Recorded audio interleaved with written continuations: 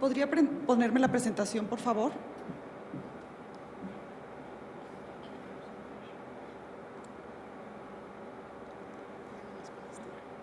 Adelante.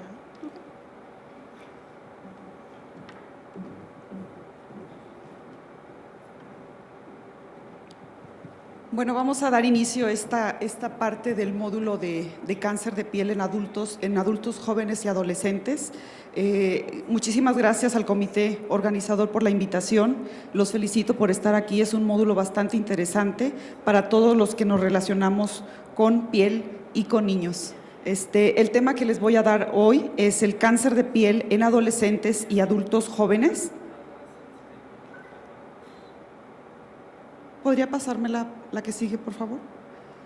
Si tomamos en cuenta que el cáncer de piel es la neoplasia número 1 a nivel mundial, afortunadamente el cáncer más frecuente, que es el carcinoma vasocelular, no es el que mata a las personas, y es por eso que no se le da tanta importancia al cáncer de piel, a pesar de que es el número a nivel mundial.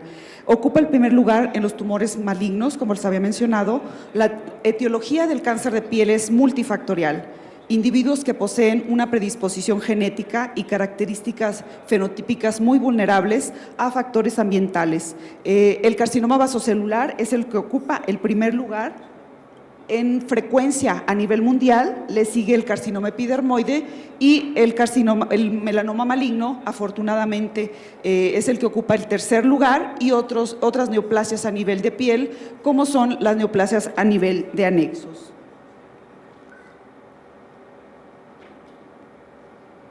No avanza. Ok, a pesar de manifestarse principalmente entre la quinta a sexta década de la vida, o sea, los 60, 70 años de edad, cada vez se observa con mayor frecuencia el cáncer de piel en adultos jóvenes, y de estos el melanoma es el que nos ocupa principalmente. En cuanto a la bibliografía internacional, vemos que el cáncer de piel en adultos jóvenes y adolescentes representa un porcentaje muy bajo, del 1 al 3%, en menores de 20 años, y en la bibliografía nacional casi no hay nada reportado de cáncer de piel en adultos jóvenes y adolescentes y niños. Representa del 7 al 8% en adultos jóvenes menores de 20 años, y en el Hospital General de México y en el Centro Dermatológico Ladislao de la Pascua es donde se ha reportado estudios en pacientes, sobre todo pacientes menores de 40 años, no como tal adultos jóvenes y adolescentes o niños. En el Instituto Nacional de Cancerología, en los últimos 10 años, solamente hemos tenido 3 casos de pacientes de adultos jóvenes, 2 pacientes con carcinoma vasocelular y un paciente con melanoma, pero de estos que no tienen ninguna genodermatosis, esos son los que están como cáncer de piel, no melanoma. En cuanto a los factores de riesgo que vamos a observar en pacientes adolescentes, están los hábitos ambientales, entre estos los recreativos. Si tomamos en cuenta que la radiación ultravioleta B es la que representa de 290 a 320 nanómetros en cuanto al espectro de la luz del sol, representa 1.600 veces más carcinogénica que la radiación ultravioleta A y la luz visible o la radiación infrarroja. En los efectos en la piel que vamos a observar de la radiación ultravioleta están los efectos agudos que todos conocemos como las quemaduras, el bronceado, y los efectos crónicos que son las hiperkeratosis o keratosis actínicas, el fotoenvejecimiento, las arrugas y el cáncer de piel. A nivel ocular vemos las queratosis o bien las fotoconjuntivitis. En cuanto al sistema inmunológico, ¿qué es lo que ocasiona las radiaciones ultravioleta a nivel del sistema inmunológico? Se dice que, por ejemplo, si alguien se expone a la luz del sol en un fin de semana de playa, el sistema inmunológico desaparece de la piel durante una semana. Entonces, en ese tiempo hay una inmunosupresión después de una soleada intensa en la playa, por ejemplo, de 2-3 días estarse asoleando constantemente. La inmunosupresión se presenta a nivel de la piel y por eso vienen enfermedades, por ejemplo, el herpes simple, les puede dar también un cuadro gripal a los pacientes, y esto es por una inmunosupresión que ocasiona el sol. Los antecedentes de quemaduras solares en la infancia y en la adolescencia son también también de relevancia.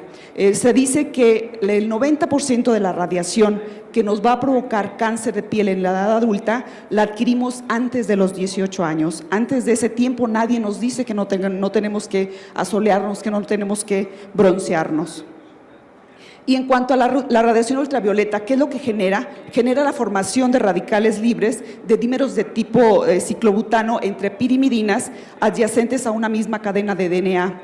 Si no se repara ese daño a nivel del ciclobutano a través de la polimerasa, esta la malinterpreta y se transforma en una timidina, y esto es lo que va a ocasionar la radiación a nivel de los queratinocitos, un daño solar directo al DNA, y por lo tanto la proteína P53, que es como la vigilante de la piel, no va a parar ese ciclo de estarse replicando las células, no hay una adecuada reparación del DNA de las células y por lo tanto tiene un potencial mucho más agresivo a nivel de los queratinocitos, la luz solar. En cuanto a los factores ambientales, las camas de bronceado, que afortunadamente en México no es un hábito tan común como en Estados Unidos, se dice que las camas de bronceado es una práctica muy común entre adolescentes.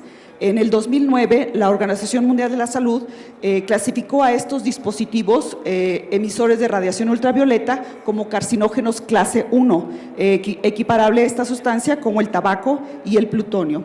Y existen evidencias que vinculan el bronceado con un aumento en el riesgo de cáncer de piel, y un bronceado artificial aumenta el riesgo de melanoma hasta en un 60 a un 80%. En cuanto a los factores constitucionales, el fototipo. Los fototipos tipo 1, 2 son esas pieles blancas que siempre se queman, que nunca se broncean, que les tienen una fotoprotección muy baja. Entre ellos está el fototipo 1, son los pelirrojos, los que tienen ojos azules, ojos verdes y la piel muy blanca. Existen otros factores, por ejemplo, la presencia de amartomas o tumores benignos, entre ellos el nevo sebáceo de Jadasson, que es frecuente en adolescentes, que se presenta sobre todo a nivel de piel cabelluda y que hasta en un 8.4% puede ser origen de un carcinoma vasocelular en la edad de adulto joven o en la adolescencia. El síndrome de nevos vasocelulares lineales, o bien la inmunosupresión, como les había mencionado, la disminución de las células de Langerhans a nivel de la piel disminuye la presentación antigénica, o bien los pacientes que han sido sometidos a trasplantes, entre ellos los trasplantes renales o cardíacos, pueden presentar carcinomas epidermoides, que es el segundo tumor en frecuencia a estas edades, y las genodermatosis, que son las más importantes que presentan los pacientes cáncer de piel en edades muy tempranas, entre ellas el albinismo oculocutáneo, el geroderma pigmentoso o el síndrome de Gorlin-Goltz o el síndrome de Bassex. Las primeras 3 genodermatosis, yo creo que si estamos acostumbrados a ver este tipo de lesiones en la piel, podemos hacer el diagnóstico mucho más fácil. No es normal que un adolescente o adulto joven tenga cáncer de piel, por lo tanto hay que pensar en estos pacientes en una genodermatosis. En cuanto al albinismo oculocutáneo, existen mutaciones a nivel de la melanogénesis. Esos pacientes no tienen pigmento tanto en el pelo como en la ceja, pestaña, en los ojos, y el riesgo de presentar múltiples neoplasias en la infancia y en la adolescencia es muy alto. El geroderma pigmentoso es un desorden autosómico recesivo, y este es un desorden en el cual fallan los mecanismos de reparación del DNA, y estos pacientes desde edades muy tempranas, desde la infancia, presentan datos de fotosensibilidad progresiva, empiezan a tener lesiones tipo léntigos, telangiectasias. Esa es como la etapa temprana de un geroderma pigmentoso. Posteriormente, a partir de los 6, 8 años, estos niños empiezan a tener cáncer de piel, y sobre todo en sitios fotoexpuestos, cara, cuello, piel cabelluda, brazos, y tienen esta fase característica los niños con geroderma pigmentoso. El mayor riesgo es de presentar carcinoma vasocelulares, melanoma y cáncer epidermoide. El riesgo es un riesgo de 2.500 veces más para un carcinoma vasocelular, epidermoide, y hasta 1.000 veces para melanoma en los pacientes adolescentes o en los niños con geroderma pigmentoso. Aquí vemos una paciente que nos llegó como interconsultante al servicio de piel y partes blandas en el Instituto Nacional de Cancerología. Es una paciente de 19 años, no tenía forma la cara, Y esto, la paciente tenía melanoma, vasocelular y epidermoide en un solo sitio. Y la paciente que tenemos de este lado es una paciente con una facie característica de geroderma pigmentoso, con esas clásicas lentigines, las queratitis, las alteraciones a nivel ocular, esa facie avejentada que tienen los niños con geroderma pigmentoso y la presencia de múltiples carcinomas vasocelulares y epidermoides en estos sitios fotoexpuestos. En cuanto al síndrome de Gorlin-Goltz, en el Instituto Nacional de Cancerología tenemos ahorita en control aproximadamente unos 6 pacientes con síndrome de Gorlin-Goltz. Es clásica la presentación en estos pacientes. Estos pacientes van a tener una mutación a nivel de patch y a nivel de ESMO y es una marcada predisposición a neoplasia, sobre todo a carcinomas vasocelulares. Y la característica es que presentan carcinomas vasocelulares en sitios expuestos y no expuestos a la luz del sol. Existen ciertas deformidades mandibulares, casi siempre hay el antecedente que tuvieron un absceso a nivel de la cavidad oral y esto no es más que un queratoquiste que el paciente presentó. Hay alteraciones a nivel ocular, puede haber también alteraciones esqueléticas, que es lo clásico, calcificación a nivel de la hoz del cerebro, los pits palmoplantares y macrocefalia, paladar hendido, un déficit intelectual que presentan estos pacientes. Si nosotros estamos viendo que estos pacientes llegan con 2 o 3 vasocelulares en sitios expuestos y no expuestos a la luz del sol, podemos intuir que este paciente puede estar presentando un síndrome de Gorlin-Goltz. Y ya más, si le hacemos estudios de radiodiagnóstico, podemos encontrar esas calcificaciones en la hoz del cerebro. También pueden presentar meduloblastomas estos pacientes, espina bífida y los clásicos criterios mayores y menores. A nivel de cabeza y cuello, como les había mencionado, estas calcificaciones atípicas, tumores o queratoquistes a nivel odontogénico o a nivel maxilar, en piel, los carcinomas vasocelulares múltiples, los hoyuelos palmoplantares, a nivel del esqueleto, como les había mencionado, anomalías a nivel óseo y criterios menores como son la prominencia frontoparietal, hay un hipertelorismo ocular, los pacientes son cejones, si nosotros los comparamos con un hermanito, por ejemplo, la ceja es una ceja bastante abundante y con hipertelorismo.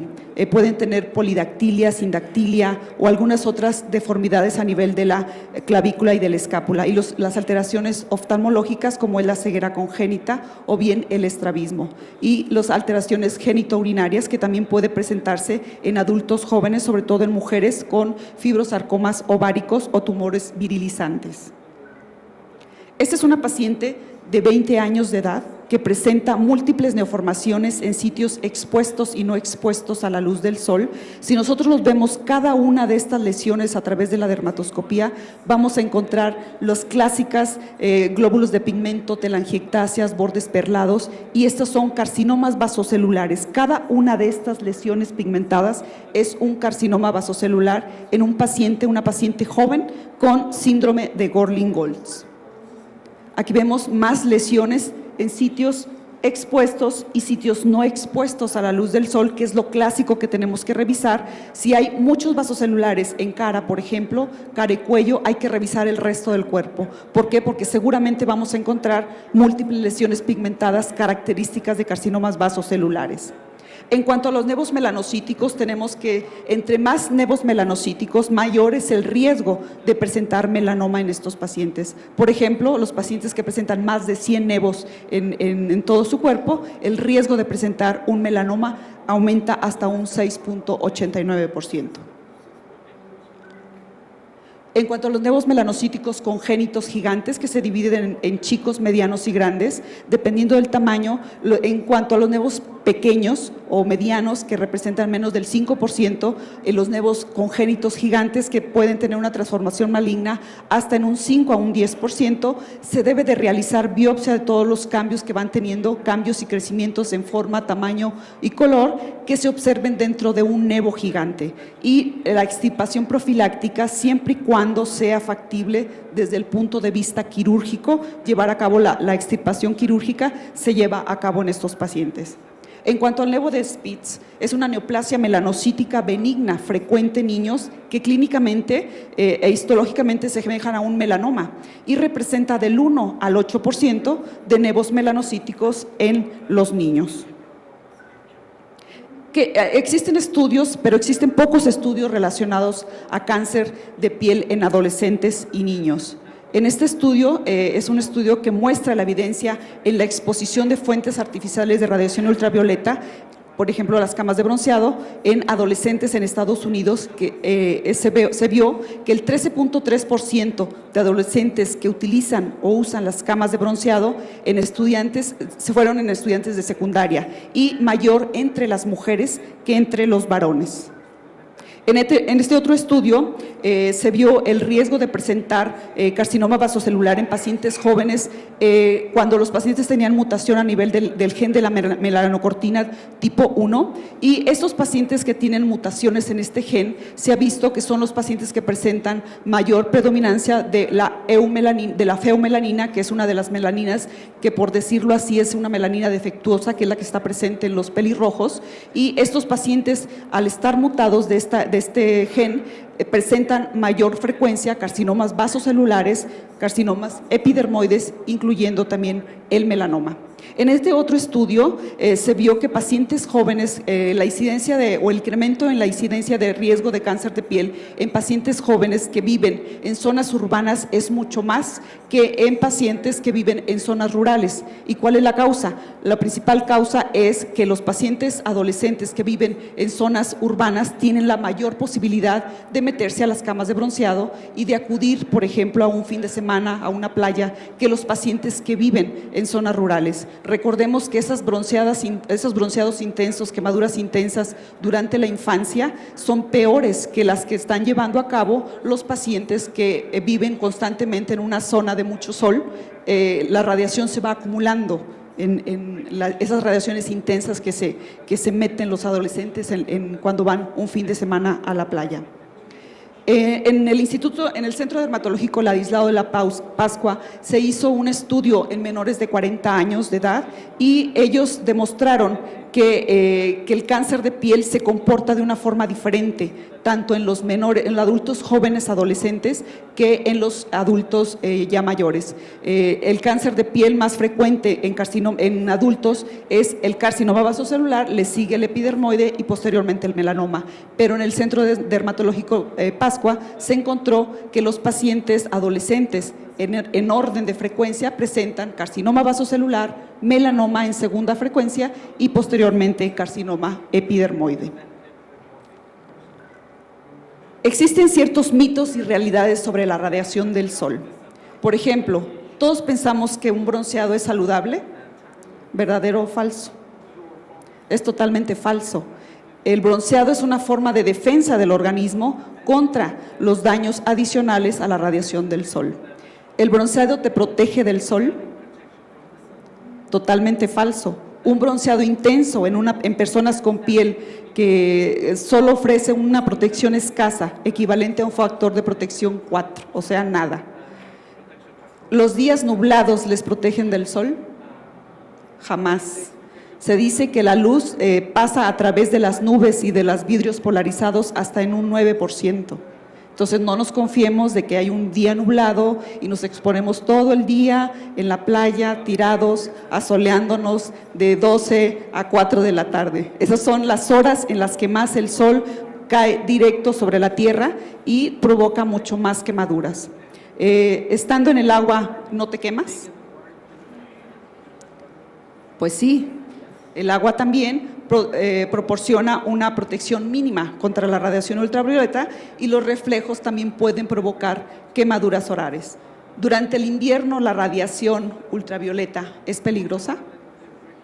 Pues sí, también. La radiación ultravioleta es generalmente menor durante los meses de invierno, pero la reflexión en la nieve puede duplicar la radiación total recibida, especialmente a altitudes elevadas. Sea particularmente precavido a comienzos de la primavera, cuando las temperaturas son bajas, pero la radiación del sol son más fuertes que los que podríamos esperarnos. ¿Las cremas protectoras permiten tomar el sol mucho más tiempo? No. Las cremas de protección solar no deben utilizarse para aumentar el tiempo de exposición a la luz del sol, sino aumentar la protección contra la exposición, que es inevitable. La protección que proporciona depende en gran medida de la aplicación correcta del filtro solar. Todos los filtros solares son buenos, hay que ponerlo de acuerdo al tipo de piel, y un protector solar arriba de 30 es un protector bueno, siempre y cuando se lo pongan cada 3 o 4 horas. ¿Eso lo hacen? No, entonces a partir de hoy, filtro solar todos los días, cada 3 o 4 horas, a partir de que se levantan. Si realizan descansos periódicos al tomar el sol, ¿nos protegemos? Pues no, la exposición a la radiación ultravioleta también se acumula a lo largo del día. Toda la radiación solar que han recibido en su vida es la que se nos va a manifestar en la edad adulta. A partir de los 18 años ya tenemos efectos del sol en nuestra piel y luego nos preocupamos por qué tenemos arrugas, por qué tenemos manchas. Esto es por la acumulación de la radiación solar de toda nuestra vida. Si uno siente el calor de los rayos del sol, ¿no se quema? Si no se siente, pues sí nos quemamos. Las quemaduras solares se deben a la exposición a la radiación ultravioleta imperceptibles, o sea, puede ser también la radiación ultravioleta tipo luz visible. El efecto térmico se debe a la radiación infrarroja del sol, no a la radiación ultravioleta. Y en todas las ciudades grandes se mide el índice de radiación ultravioleta. Hay muchas aplicaciones para su celular que pueden bajar para ver el índice de radiación solar que hay en su ciudad. En la Ciudad de México, por ejemplo, el índice de radiación ultravioleta está entre 6 y 9, o sea, es una radiación muy alta. De acuerdo a pues son como una guía internacional de colores de la radiación ultravioleta. Los colores naranjas, rojos y violetas son los que más es cuando el índice de radiación ultravioleta es mucho más alto, y dependiendo de este índice de radiación ultravioleta es la fotoprotección que tenemos que tener. Por ejemplo, en los primeros índices 1 y 2, con filtro solar y con pantallas físicas es suficiente. Con radiación ultravioleta de 3 a 5, por ejemplo, ya tenemos que utilizar pantallas físicas y químicas. Las físicas es la ropa. La ropa que ustedes usan, el color de la ropa es bien importante. ¿Qué ropa ustedes creen que se queman más? ¿Con la ropa clara o con la ropa oscura? Con la ropa clara. La ropa oscura les absorbe la radiación del sol, más bien, si no les da calor, les absorbe la radiación del sol y no se las refleja en la cara. Y la ropa clara es la peor. Nosotros andamos de bata todo el día, con ropa blanca, entonces hay que ponernos filtro solar. ¿Por qué? Porque la ropa blanca hace como una pantalla sobre nuestra piel. Entonces el filtro solar se tiene que poner aunque estemos en interiores. ¿Por qué? Porque esta luz blanca con la que nosotros nos estamos iluminando ahorita es radiación tipo UVA. Entonces hay que protegernos del sol tanto con pantallas físicas como pantallas químicas. Y el tipo de tela que ustedes utilizan, ¿cuál ustedes se imaginan que es la que más les protege? Algodón, mezclilla. La mezclilla es la mejor tela para la protección solar. Es una tela que tiene un tejido muy cerrado, es oscuro, bueno, no tan claro, y es algodón. Entonces es la mejor tela para protección solar, la mezclilla. En conclusión, en niños y adolescentes se ha visto que la tendencia de cáncer de piel es distinta a la de los adultos, como les había mencionado.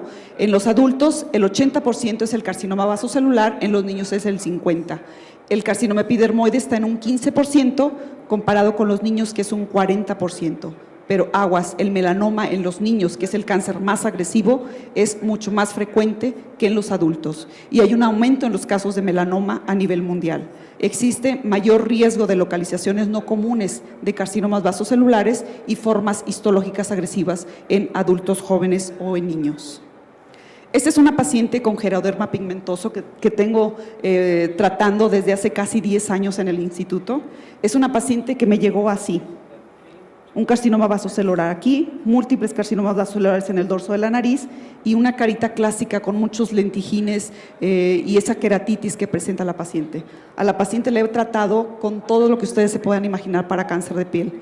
Y aquí fue durante la aplicación del imiquimod tópico, que es como un interferón local, y aquí vemos el resultado. A la paciente se operó, se le puso un injerto en el labio y actualmente la paciente así la tengo. O sea, limpiecita de la piel. Y ya tenemos 10 años de control. Les quiero pasar un video que es el resumen de todo lo que les acabo de decir. Best spring break ever. Now, you're getting so tan. Finals are the worst. I'm so glad they're over.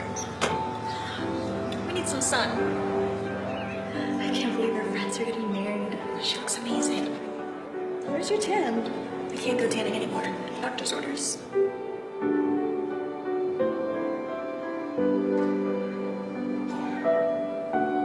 It's melanoma. I'm stage 3.